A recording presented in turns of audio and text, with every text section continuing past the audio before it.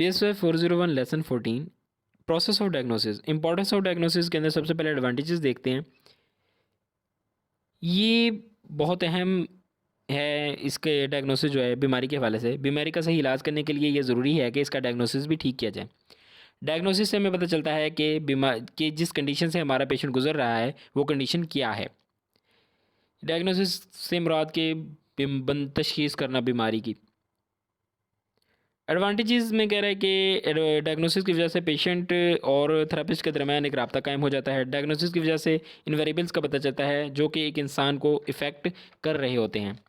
हम बीमारी के कॉज को भी समझ सकते हैं। डायग्नोसिस की बेसिस पर हम ये डिटरमाइन कर सकते हैं कि इस शख्स को के लिए कौन सी ट्रीटमेंट बेहतर रहेगी।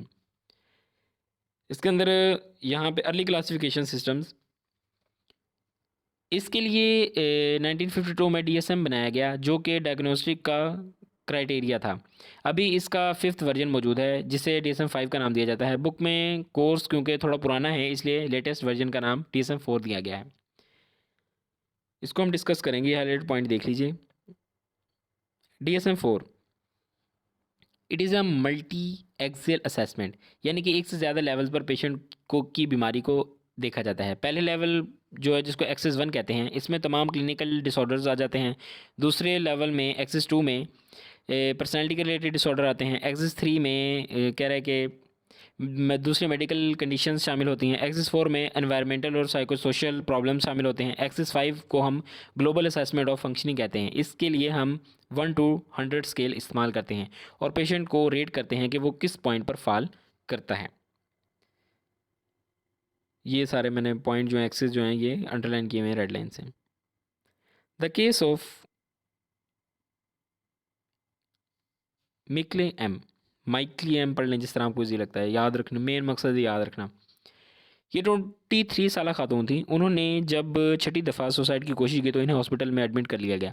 पहले पांचों दफ़ा एडमिट नहीं किया गया। एडमिट करने के बाद इनकी कह रहा है कि हिस्ट्री के बारे में पता लगाया गया कि ये बहुत मूडी हैं, बहुत जल्दी गुस्सा आ जाता है इनको और इमोशंस को कंट्रोल नहीं कर पाती। डायग्नोस्टिक इवैल्यूएशन, ये डायग्नोस्टिक इवैल्यूएशन है जो कि उनके बारे में की गई कि एज सच कोई इम्पोर्टेंट नहीं है। यहाँ से हम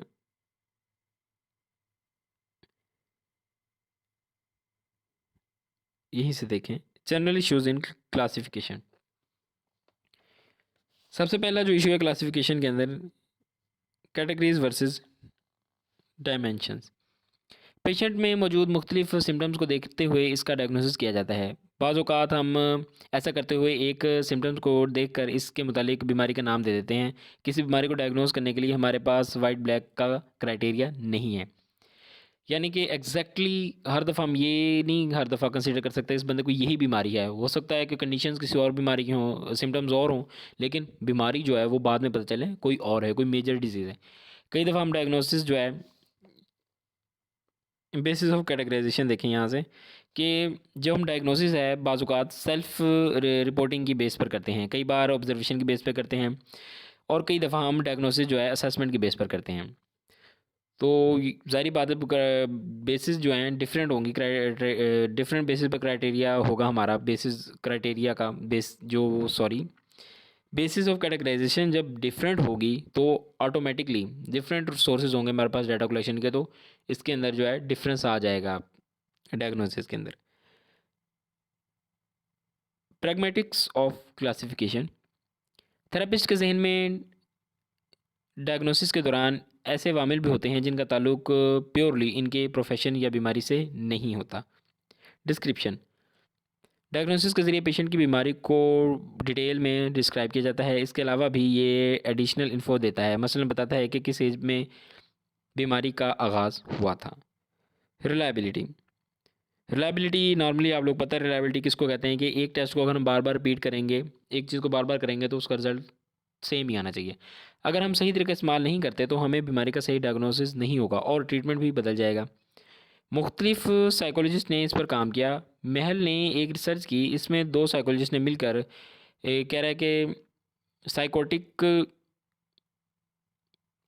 153 साइकोटिक पेशेंट्स की असेसमेंट की और इनकी बेसिस पर इनका डायग्नोसिस किया। इन दोनों का डायग्नोसिस जो था 54% तक सेम था। मतलब इन दोनों साइंटिस्ट ने जो काम किया था ना, इनका डायग्नोसिस किस हद तक सेम था, 54% तक,